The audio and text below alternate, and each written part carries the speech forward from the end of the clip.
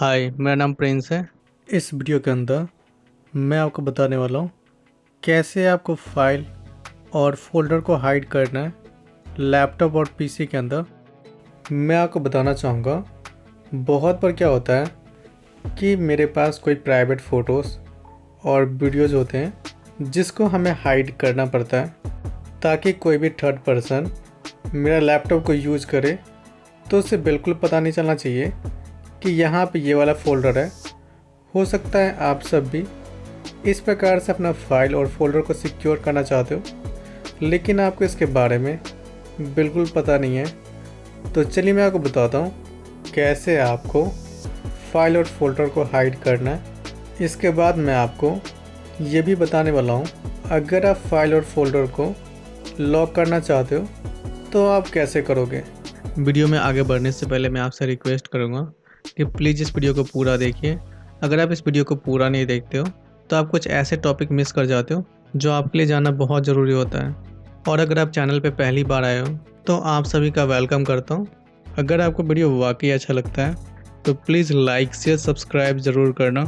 चलिए मैं आपको बताता हूँ कैसे आपको फाइल और फोल्डर को लॉक और हाइड करना है।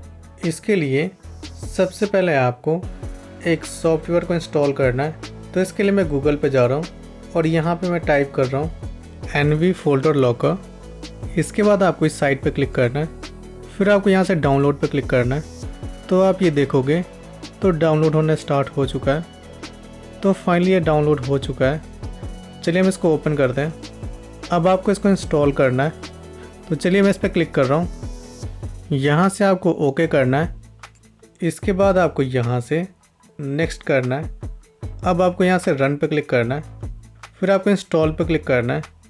तो फाइनली देखोगे ये जो सॉफ्टवेयर है वो इंस्टॉल हो चुका है।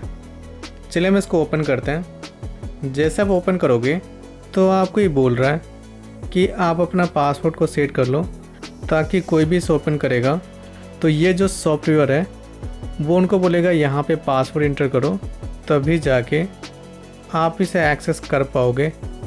सबसे लास्ट में आपको ईमेल आईडी डालना है ताकि जब कभी भी आप पासवर्ड भूल जाते हो तो आप मेल के थ्रू फॉरगेट कर सकते हो। जब आप इसे फिलअप कर लोगे फिर आपको ओके पे क्लिक करना है। तो फाइनली देखोगे तो आप इस सॉफ्टवेयर के डैशबोर्ड पे आ चुके हो। चलिए सबसे पहले मैं आप सभी को फाइल और फोल्डर को हाइड करना बताता हूँ। अगर आप यहाँ पे देखोगे तो कुछ फोल्डर शो कर रहे हैं और इसके अंदर आप देखोगे तो कुछ फाइल है। तो चलिए हम इसको हाइड करते हैं। तो सिंपल आपको कुछ नहीं करना है, यहाँ आपको ड्रैग करना है, फिर आपको यहाँ पे ड्रॉप करना है और यहाँ से आपको सेलेक्ट करना है हाइड। तो फाइनली देखोगे तो ये हाइड हो चुका है।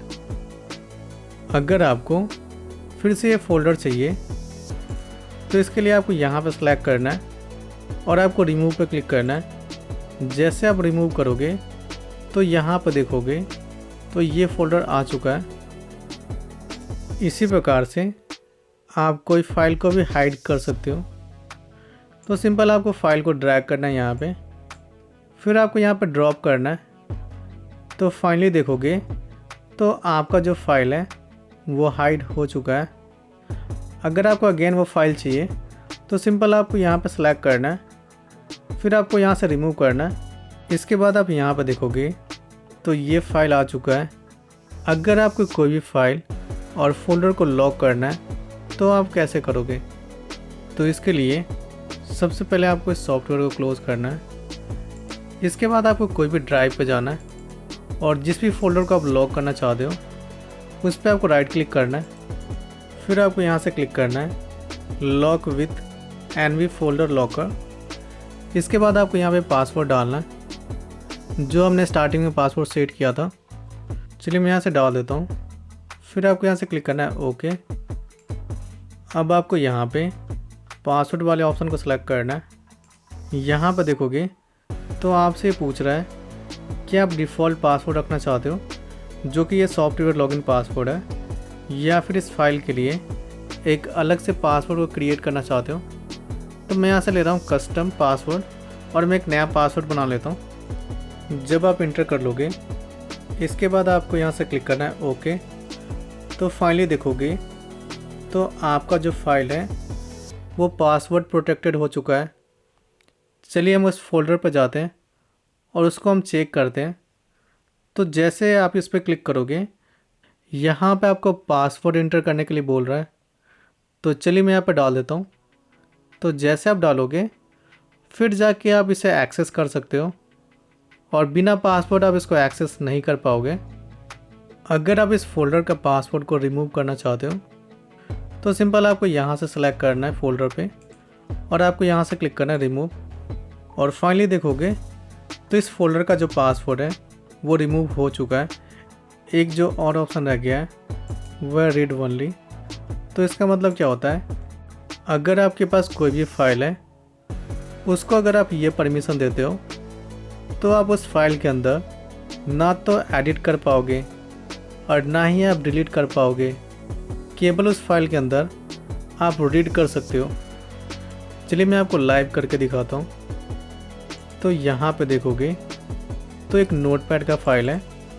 अगर आप यहाँ पे कुछ एडिट करना चाहते हो या फिर जो फाइल नेम है उसको आप चेंज करना चाहते हो तो अभी आप इजीली कर सकते हो। लेकिन जब ये परमिशन यूज़ करोगे रीड ओनली, फिर ना तो आप एडिट कर पाओगे और ना ही डिलीट कर पाओगे। तो चलिए मैं आपको करके दिखाता हूँ।